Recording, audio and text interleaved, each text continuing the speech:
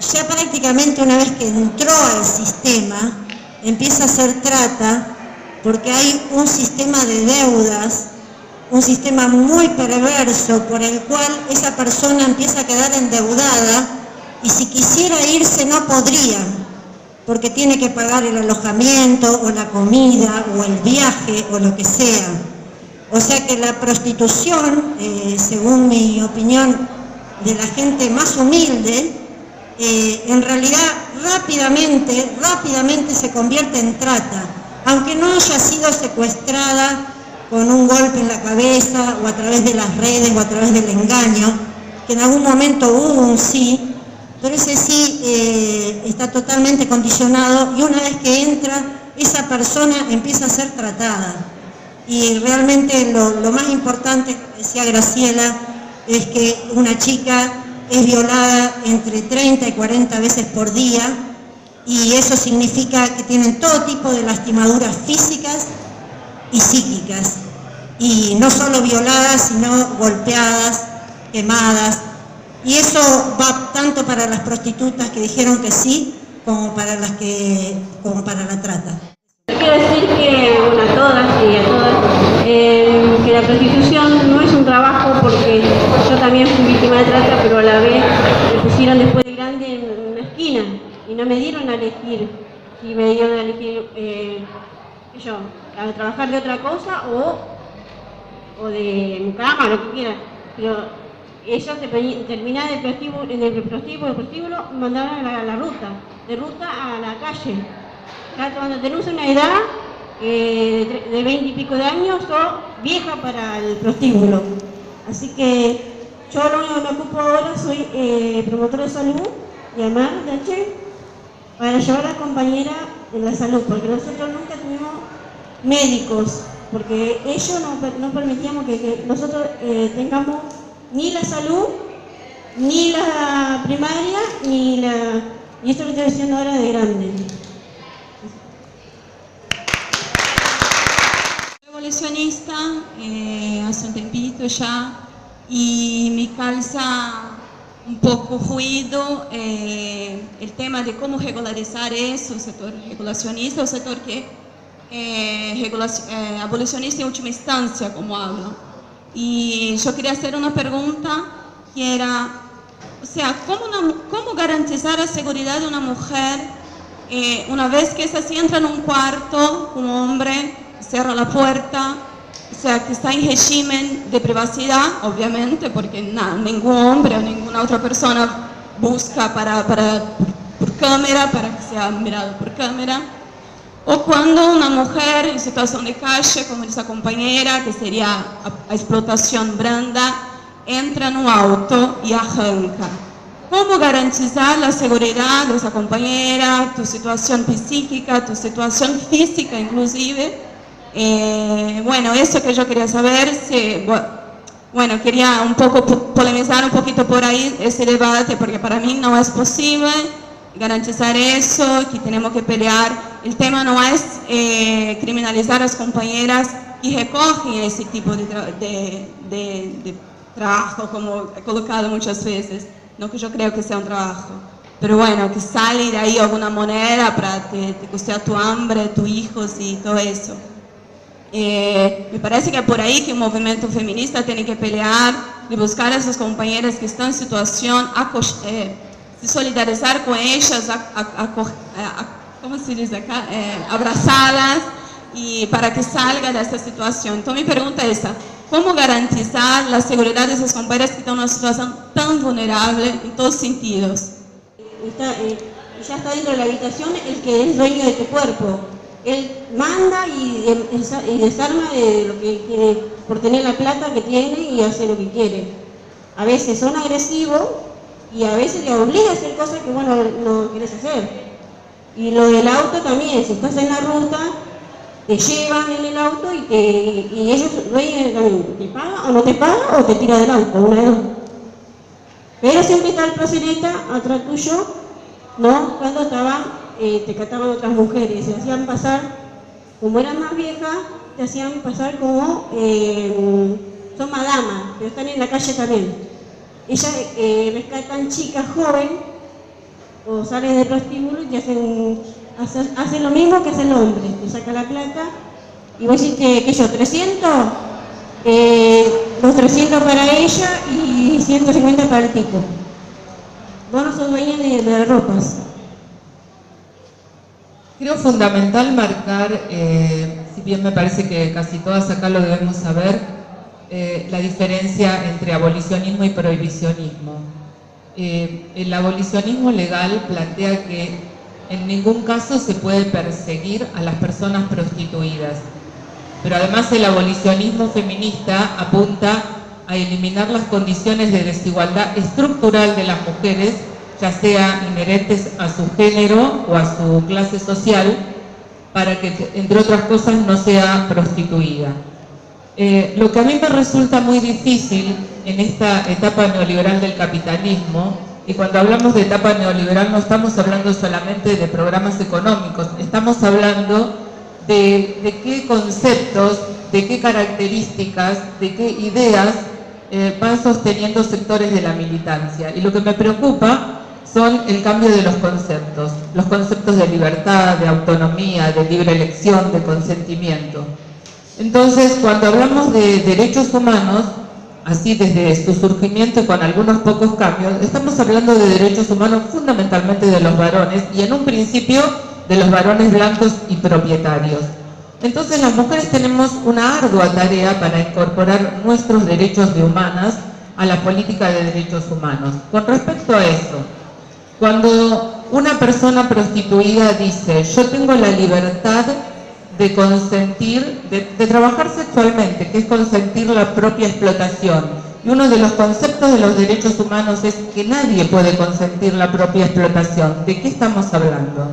Cuando hablamos de buscar puntos en común, por supuesto que las personas prostituidas se llamen trabajadoras sexuales, en situación de prostitución o putas, desde el abolicionismo vamos a defender sus derechos. Ahora, es muy distinto a aquellas personas que están intentando que el Estado lo regule como trabajo. Yo me pregunto, ¿qué coincidencia? ¿Por qué los proxenetas quieren lo mismo? ¿Qué ha pasado en los países donde se ha regulado como trabajo? ¿Se cubrieron derechos de las trabajadoras sexuales? No. ¿Qué pasó en esos países?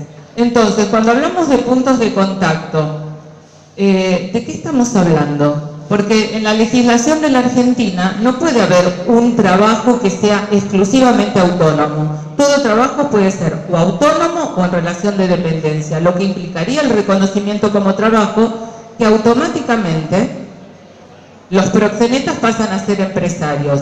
Pero también, ¿qué sucede? Estamos diciéndole al conjunto de las niñas y de los niños, no está mal que trabajes de esto. Además de lo que dijeron las compañeras del Producto Bruto Interno, de que además bajan las cifras de desocupación, le estamos diciendo a las niñas, este es un trabajo posible, y a los niños, vos no ejercés violencia, vos estás dando trabajo.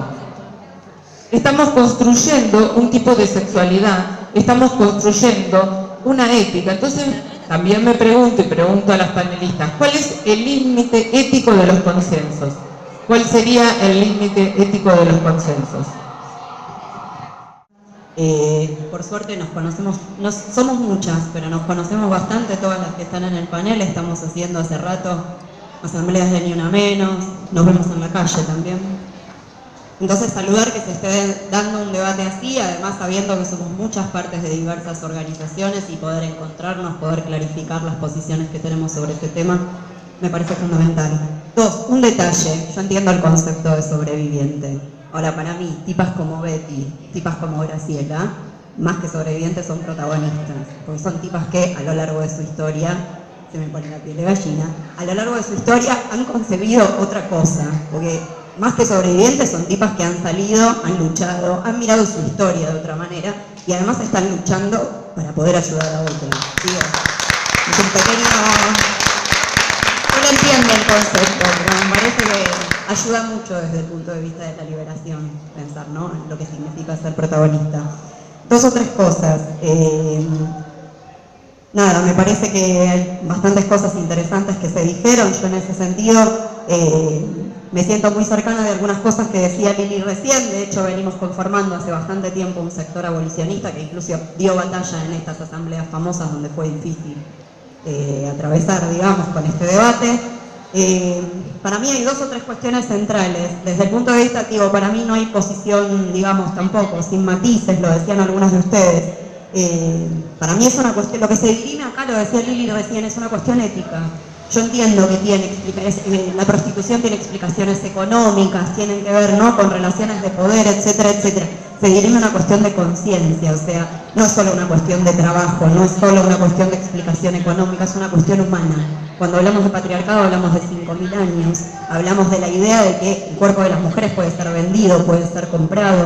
Esto último que decía Lili es así, o sea, aceptar la reglamentación del trabajo como si fuera trabajo sexual implica decirle a las mujeres, a todas, desde el punto de vista de la conciencia, un retraso enorme, hablar de liberación incluso, porque le hacen publicidad, hablando de que significa un paso de libertad, se habla de empoderamiento, se le hace una publicidad increíble a todo eso. Entonces, desde el punto de vista de la liberación de las mujeres, me parece que es un debate que nos tenemos que dar. Y me parece que tiene que ver con una cuestión de conciencia. Después también con una cuestión de libertad, porque también lo estaban diciendo, o sea, hablar de una libre elección, tratando de vender, que la idea de vender el propio cuerpo es posible, es una idea de libertad completamente individual, porque son pocas las que están hablando de esto, y eso también hay que tenerlo claro, somos más las que pensamos que no es trabajo. Son una minoría bastante ruidosa, con mucha publicidad, pero son pocas, y además bastante pequeño burguesas, porque digo, yo no tengo una lectura de clase, pero hay que ser realistas, digamos, son bastante pequeño burguesas. Y en ese sentido, yo, por eso insisto, para mí no es una cuestión solamente de explicación económica, yo soy humanista socialista, o sea, reconozco, digamos, algunas cuestiones que estaban diciendo, también me parece que hay una cuestión humana de por medio y que la libertad la tenemos que pensar en ese sentido como una libertad que afecta a la de todas. El otro día Lili lo decía en una asamblea, ¿no? Aceptar que esto puede ser un trabajo, aceptar posiciones intermedias, etcétera, etcétera, es aceptar de alguna manera algo que es un drama, desconocer un drama humano, lo han dicho de una y otra manera. Son millones y millones de mujeres las que sufren la cuestión de la explotación sexual. Entonces, desconocer eso es inhumano, me parece, concretamente. Y eso no quiere decir, como lo decían también otras compañeras, o sea, estar siempre del lado de todas las mujeres que lo elijan o que no lo elijan, porque en ese sentido, no es que, o sea, voy a decir algo polémico, pero si atacan a las mujeres de AMAR y ellas hacen una denuncia, y si la policía las ataca como mujeres, es probable que haya que estar al lado de ellas. Yo las voy a batallar, digamos, yo voy a dar la batalla. Y después, como último, estamos preparando la marcha del 25 de noviembre, se están haciendo asambleas para prepararlas, se habla de invitar al reglamentarismo a esas asambleas para hacer esa discusión. Digo, para mí es el momento de dar la batalla. Hablamos de batallas, hablamos de derechos que tenemos que ganar, hablamos de las cosas que le tenemos que sacar al Estado, es momento de dar esa batalla, incluso en este tipo de asambleas, más cuando sabemos que hay un colchón, como lo decíamos el otro día. Entonces es hora de dar la batalla, y de dar la batalla en ese espacio, porque no es menor salir para una marcha como la del 25 de noviembre con una consigna que diga la prostitución no es trabajo, que es violencia contra las mujeres. Y eso no implica dar un paso, pero ni medio paso atrás sobre la cuestión de los consensos, porque sí, es verdad, nadie va a poner en discusión que estamos todas por el derecho al aborto, nadie va a poner en discusión que todas consideramos que hay que defenderse contra la violencia machista. Pero no pensemos que hacer la discusión del abolicionismo, reglamentarismo, decir que si hay prostitución no hay liberación posible, no hay liberación, porque además yo soy humanista socialista, la sociedad, la posibilidad de vivir más libres se puede empezar hoy, O sea, podemos reclamar al Estado, podemos incluso entre mujeres pensar otras maneras de ayudar, lo están haciendo las compañeras también. O sea, digo, me parece que es una discusión que, ya que la estamos dando en las asambleas, hay que dar la batalla. Hay que salir del closet, hay que dar esa batalla, y la batalla es ahora, porque el reglamentarismo avanza, Si salimos de una reunión así, con algunas cuestiones en común, es importante después poder sostenerlo en una asamblea. Que salga una marcha, insisto, para el 25 de noviembre, con alguna consigna de esas, no es menor. Digo, insisto, desde el punto de vista de la conciencia para el resto de las mujeres. Antes que nada, quería comentarles que hace unos años yo participé de un grupo de ayuda a mujeres en situación de trata en Entre Ríos, en la ciudad de Victoria, y de hecho es la ciudad materna de mi madre, es la ciudad materna más o menos. Bueno, hay un prostíbulo muy conocido a la vera de la ruta, una ruta nacional, en la cual las chicas nos comentaban que la mayoría tenían situaciones en las cuales no habían llegado a terminar el primario, tenían el padre preso, la madre había muerto, o sea, chicas que estaban en condiciones muy vulnerables, ¿no? O sea, no había educación, sus familias estaban rotas generalmente, encarceladas incluso en peores condiciones. Entonces empezaron a prostituirse porque no tenían un ingreso económico y tenían muchos hermanos menores e incluso hijos algunas a la edad de menor de 18 obviamente, a eso de los 16, 15 años era el promedio. Bueno, obviamente las cuestiones, ellas nos comentaban los tratos que tienen los camioneros, porque la mayoría del público que las solicitaba eran camioneros justamente. Venían desde, me tratan bien, o me llegaba a pagar un cigarrillo en el brazo, me pegaba, me forzó para acceder a tener sexo anal cuando yo no quise, o sea, situaciones aberrantes, incluso que las golpeaban, las desmayaban y las violaban. De por sí ya el trabajo, yo lo voy a decir casi con comillas porque no considero que sea un trabajo, pero ya el trabajo sexual es una violación, porque he leído muchos argumentos, ¿no? Tanto sobre todo del lado revolucionista, para poder yo armar un debate y poder posicionarme respecto a esta mirada. La cuestión es que ciertas dirigentes, no quiero nombrar, pero María Rayos, en uno de sus famosos tweets tiró que el trabajo sexual era un trabajo al igual que yo trabajando, por ejemplo, en McDonald's. De hecho, yo trabajé en comida rápida. Me voy a alejar un poco del parlante. Yo trabajé en comida rápida y justamente yo decía, sí, hay veces que no quiero trabajar. Y ella justamente en el tweet decía, uy, hay veces que yo no quiero laburar, pero bueno, tengo que acceder igual, ¿no? Porque es un trabajo.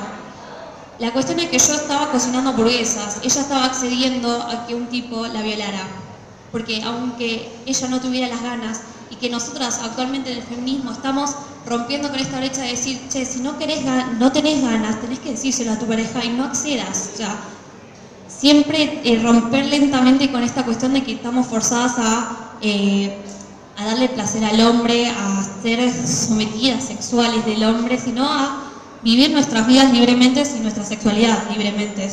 Y justamente esto, ¿no? O sea, esta gente, como decía la compañera, pequeñas burguesas, que nos están vendiendo un relato de que el trabajo sexual es trabajo y que obviamente necesitan reglamentación, necesitan derechos, es para en realidad un grupo minoritario y que se olvida e invisibiliza el conflicto que tienen muchas compañeras en el interior. Y sobre todo en el interior, como la compañera acá de Tucumán, yo las compañeras que visité en Entre Ríos, hay muchas condiciones de las cuales ellas no hablan, también no quieren hablar de trata. De hecho, ellas se indignan cada vez que se les pregunta por la trata. Y como dijo la compañera de Las Rojas, la trata es una consecuencia del sistema prostituyente. O sea, no podemos separar uno como el otro. No, porque la prostitución no es trata. No, al contrario, la prostitución lleva a la trata. Si no hay prostitución, ¿cómo es que va a haber trata?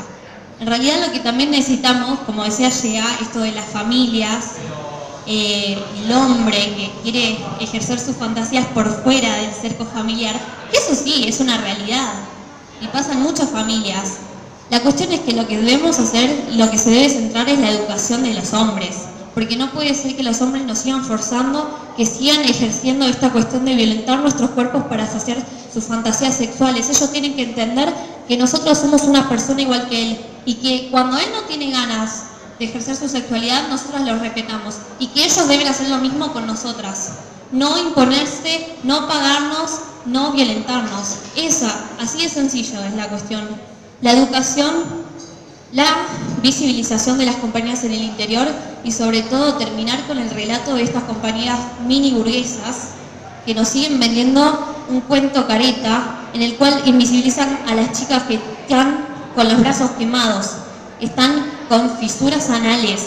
Yo sé que suena horrible, pero eso es una triste realidad, que han sido desmayadas a golpes, que han sido violadas reiteradamente y que están en deuda con un proxeneta, que tienen que incluso sufrir abortos clandestinos, porque muchas de ellas quedan embarazadas cuando sus clientes no quieren usar preservativo. E incluso sus proxenetas no les compran, no les dan métodos anticonceptivos. Entonces son también parte del aborto clandestino las compañeras. Entonces también cuando estamos usando el pañuelo verde, lo usamos por las compañeras que también tienen que sufrir lamentablemente abortos clandestinos. Para mí una gran patriarca en esto, por así decirlo, matriarca, perdonen, es Alika Kinan. Yo cada tanto la escucho, la leo. Y me da mucha emoción saber que hay personas como ellas que pueden salir, como vos también, que pueden salir y que nos conocen a nosotras por fuera, que saben que vamos a tener un brazo siempre ayudándolas. Así que nada más que eso. Escucharte, no es lo mismo también el privilegio, como vos dijiste, que tuvimos muchas de nosotros de estudiar, el privilegio que tenemos de poder escucharte ahora con todo lo que vos tuviste que pasar. Bueno, más allá del agradecimiento, 3 cositas. La primera es hablar sobre la situación de las compañeras trans y travestis. Hubiese sido genial que pudiera venir Flor Guimaraes, que es de Furia Traba. Ella no pudo venir porque tenía un taller hoy.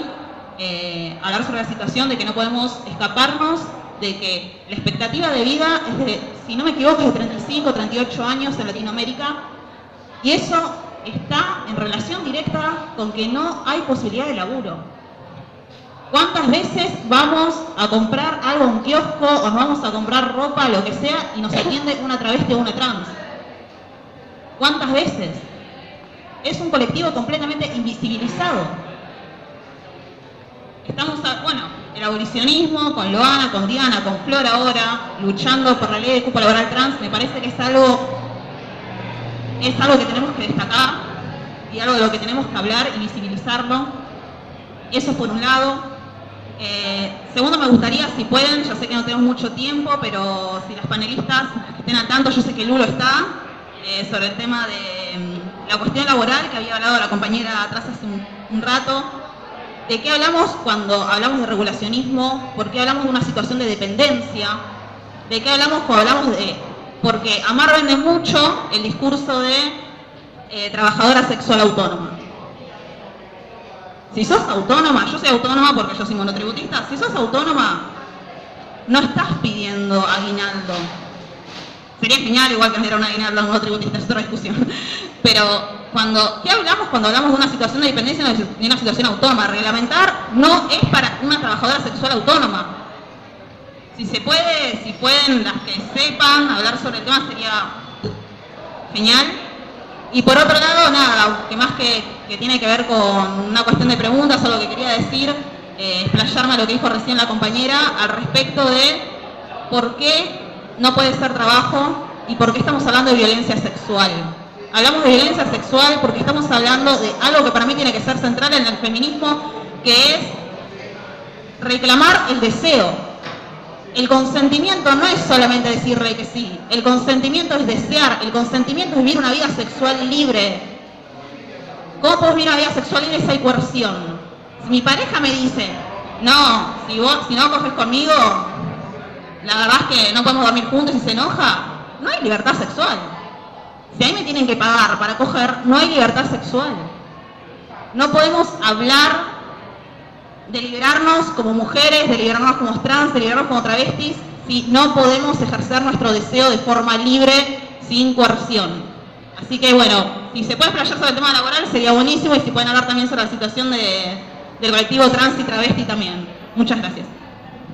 Las ponencias, y también quiero traer esto también a algo que nos está pasando a nivel universitario, que a veces hay universidades que no se puede entrar para hablar de abolicionismo, y que también hay todo lo que se puede llamar una moda, y una moda es algo muy simple, sino que yo creo que es todo el tema de los lobbies, el tema de la sexualidad liberal, que en la cual en esto de cuando la prostitución entra como trabajo, en las nuevas sexualidades, también entra el sadomasoquismo, también entra el abuso sexual infantil, y acá cuando estamos hablando de las niñas explotadas, cuando estamos hablando de las niñas prostituidas, y que el inicio, tanto para las travestis como para las mujeres, son los 12 años, estamos hablando de abuso sexual infantil y todas las relaciones que hay con el abuso sexual infantil,